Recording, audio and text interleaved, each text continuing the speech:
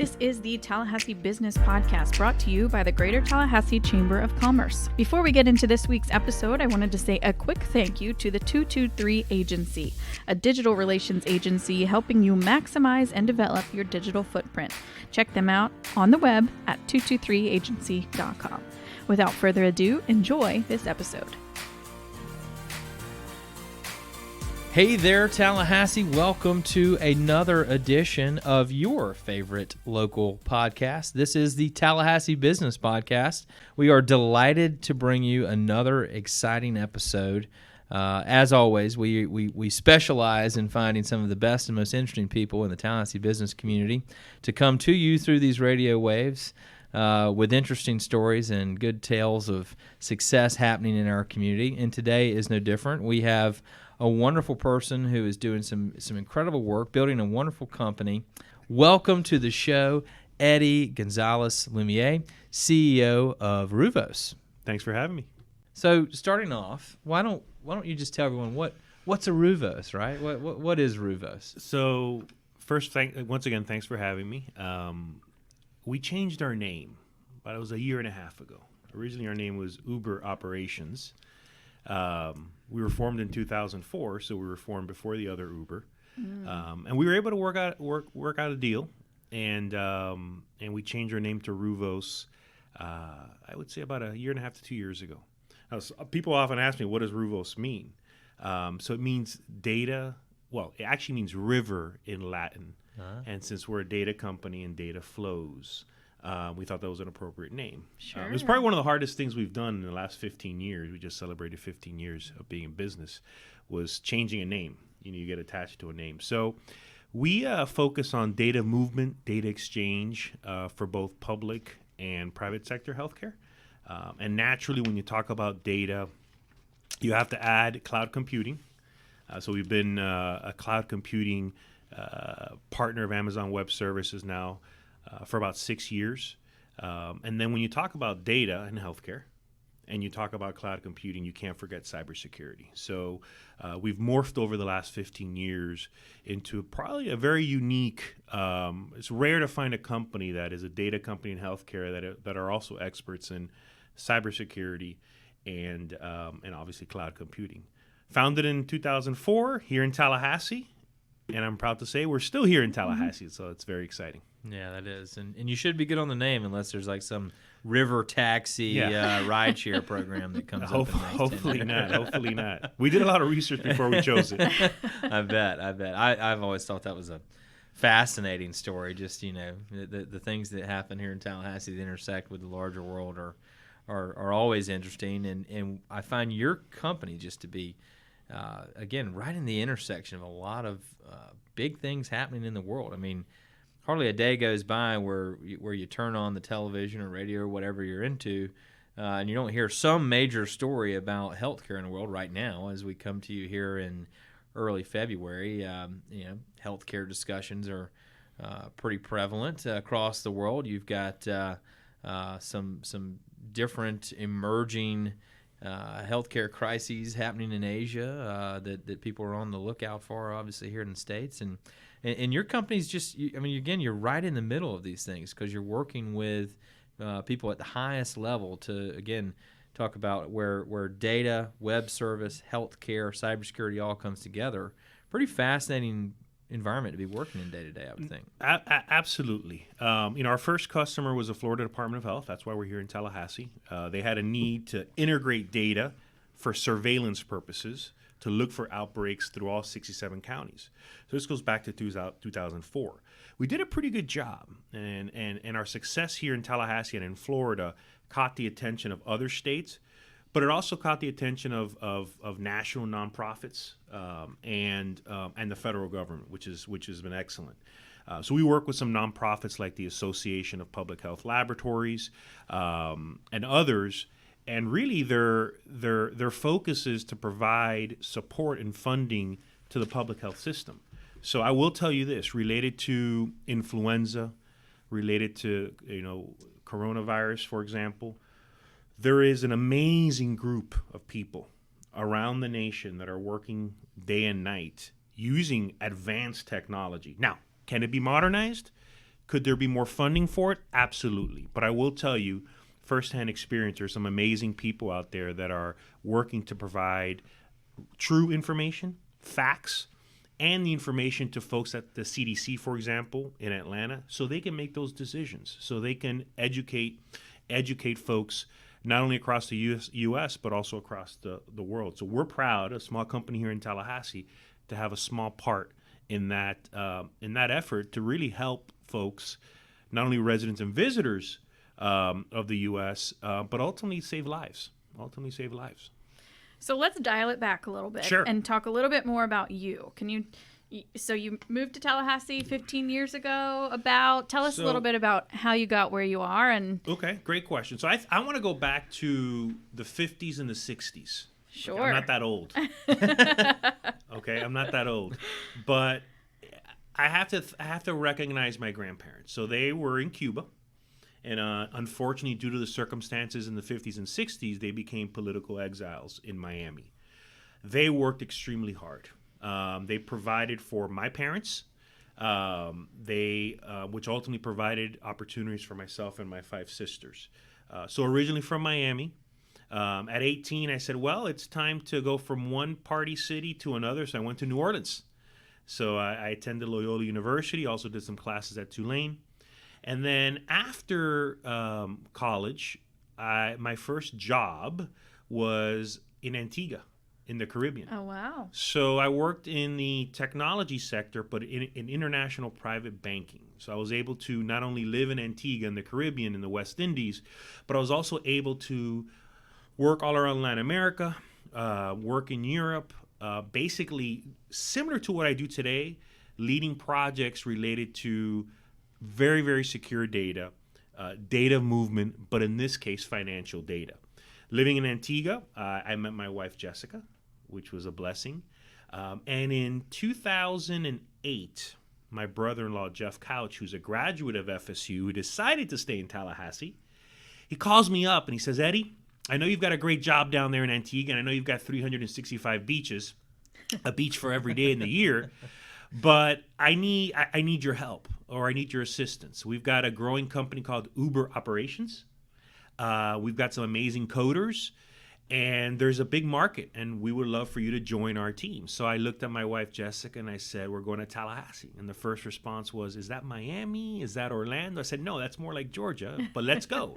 So typical Jessica, she supported that, and arrived in 2008, and been here since, and been able to grow the organization. Mm-hmm. And I started off more as a project manager. Obviously I knew about technology, I knew about the financial services industry, but healthcare is different. Mm-hmm. Some people say that healthcare may be 20 years behind the financial industry.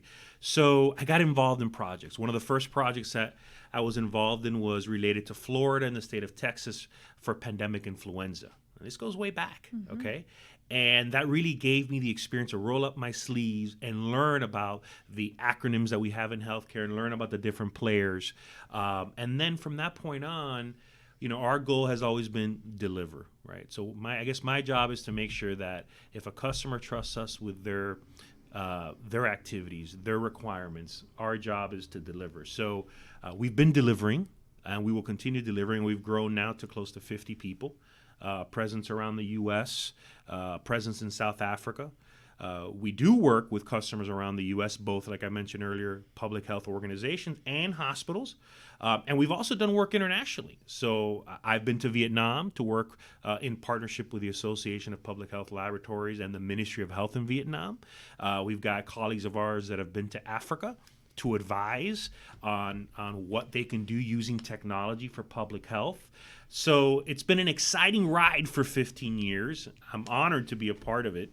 And now we're working on the next 15. That's great. Yeah. So out of all those places you've been, yes, what about Tallahassee keeps bringing you back? Why are you still here after 15 years? Well, I think it's obviously not only about me, right? It's about the family. Mm-hmm. It's about my wife, who's a teacher and works at McClay in the administration area now.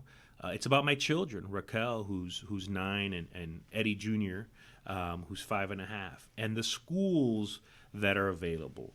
the restaurants, just overall the people, extremely warm and welcoming. And honestly, they've been very supportive of our organization, Ruvos. The community, whether it's the Tallahassee Chamber of Commerce, whether it's DOMI, the Florida Tech Council. I mean, I can go on and on. Been very welcoming, been very helpful, not only to us as a family, but the whole organization. And, we've been hiring. And I have to say, a good portion, I would say 75% of our latest hires are from here in Tallahassee, whether they went to FAMU, TCC, FSU. Tallahassee has provided some of the most talented health informatics professionals or people that wanted to get into that field, and then we take it from there. So I can go on and on why Tallahassee is a great place. Like I said, we're not going anywhere. I mean, we have had honest conversations in the past about, there's some great cities out there that seem very attractive. But at the end of the day, we say, no, let's stay in Tallahassee and let's enjoy it. But also, let's contribute, right? So if you want to benefit from the wonderful things that Tallahassee as a community offers, you, I believe, have also the responsibility to give back. So we get involved in early education. We get involved in startups. We get involved in organizations that will support and cultivate, other Ruvos. We want more Ruvoses in town. For us, that's a beautiful thing, right? And that's why I like sharing our story of 15 years. I mean, you can be a graduate of a university here, or you can move here, you can have an idea, and 15 years later, you can be celebrating.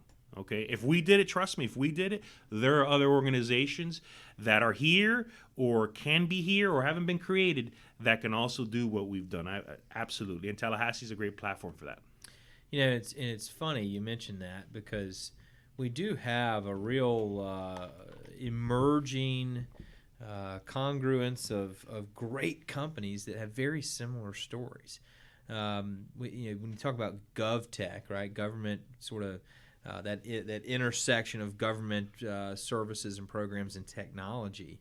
A lot of it has to do with the fact that we're the capital city and the fact that we have great talent coming out of those universities, which has sparked this whole industry of companies that are doing unbelievable work. That stuff that really blow your mind, folks, just like at Ruvos here in town. And there really is a concentration of it. It's pretty cool to see. But to your point about hiring and things, it's having that concentration is only helping that market continue to grow. Absolutely, it's breeding competition amongst each other. It's sparking creative ways for people to try to retain their talented individuals on their teams. I know you guys do some pretty interesting stuff like that. Absolutely. And on that note, Jay, some of our hires have actually worked for the state. These are folks that started off their careers at, let's say, the Department of Health of Florida, and had great careers and said, I need to change. I'm going to take that risk and go private sector. So we've been able to also hire folks from government in addition to students. And one of what people say is a challenge is keeping folks, right? We all understand that salaries are important, benefits are important, but that's not the only variable in the equation. So one of the things that we do is, to the best of our ability, of course, is to invest in our in continuing education, is to make sure that the folks here in Tallahassee who may have a degree, that's just the beginning. What about a certification in cybersecurity? What about a certification in cloud computing? Hey, what about going to a conference and learning about the competitors, the landscape, the industry, leaving Tallahassee for a few days and coming back with a wealth of knowledge and pamphlets and stickers and things that you can share with your colleagues? So we try to do that also to the best of our ability. And then also collaborate with some of the other organizations, whether it's Understory or the current agency. We've got several organizations that we've partnered with. Okay. And then there are certain organizations that, let's just have an excuse to have a beer together and get together and have dinner. So I think that's also important. And it's part of having that responsibility of being able to give back, share, learn. We have something that we do at Ruvos. Every Wednesday, we have lunch. Okay. And it's not only for the staff. Our recommendation is always to bring someone. Okay. And then oftentimes when when time permits, we also have lunch and learns. So it can be a Ben Graybar who comes and talks about banking and cybersecurity. It can be a Scott Vetter who will come and talk about, from Northwestern Mutual, who will come and talk about retirement and things of that nature. And or Allison Harrow who will come and talk about taxes, right?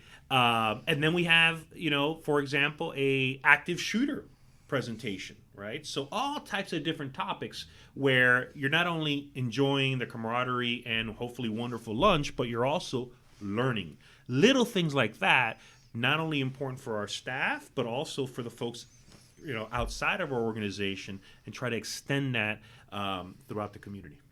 That's great. That's really great. And for the folks listening, one of the most interesting things, I met you first through the Tally Job Hop, which I'm going to talk about in a second. But one of the coolest things, I think, is that you have a unique way of displaying all of your conference swag that you've been to. And in their office, they actually have a board that shows all the conferences that your staff has been to, or you? Absolutely. Yeah, no, that's a great point. It's definitely the staff.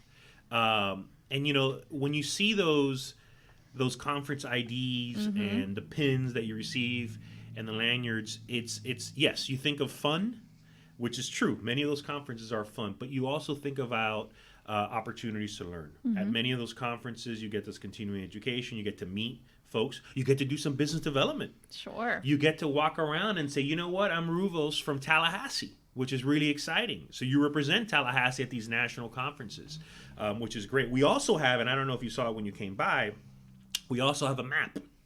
Okay, so we have a map of the world. And so what we've done is, as we hire folks, we've realized that folks come from different backgrounds. Myself, Cuban-American, we've got folks from India, we've got folks from South Africa, okay?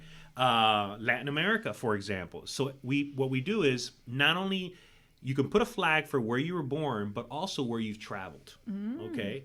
So we have a very, very diverse, well-educated team. I mean, these are folks that speak multiple languages. These are folks that have been around the world. And you know what? They're here in Tallahassee, okay? They're here living in Tallahassee. They're contributing to Tallahassee. Their spouses are here. Their children are here. And it's an extremely diverse workforce, which we're very proud of as well. Because naturally, as we work with hospitals, as we work with public health agencies, our customers, quote unquote, are also diverse. Sure. From different backgrounds, from different parts of the world. So for us, it positions us nicely. The culture and diversity at Ruvos, you can see it, even as an outsider. So I think that's something really cool about your company. Absolutely. One of the things that you have participated with the chamber before is Tally Job Hop. And if the listeners don't know what that is that and I'm one of them, I roll up my sleeves and drive around a van full of college kids around to chamber member businesses that maybe need an intern or entry-level positions, and we show them what's good about Tallahassee. And one of our stops recently has been Ruvos. Can you tell us about your experience with the Tally Job Hop? It's one of the best, I think, events in town. We have not only brought on interns, paid and unpaid, we have also hired full-time folks that have now been with us for 2-3 years. What's interesting is that I was at Starbucks or Lucky Goat about a month ago, and someone came up and said, "I remember you from Tally Job Hop." So it has this brand, it has this reputation of taking these students away from campus, which, as we know, can at times be a bubble, driving 20 miles to another area in town, a beautiful area in the Killarn area, and them seeing that, you know what, in Tallahassee, there's actually a company that's a tech company, feels kind of like a startup, but not quite, has been around for a while, and is doing work internationally, doing impactful work internationally. In other words, you can graduate from one of these great universities and institutions, and you can stay, and you can get to work right away, and earn a living right away, and making an impact in the economy and in healthcare right away. So it's been one of the best ways for us to recruit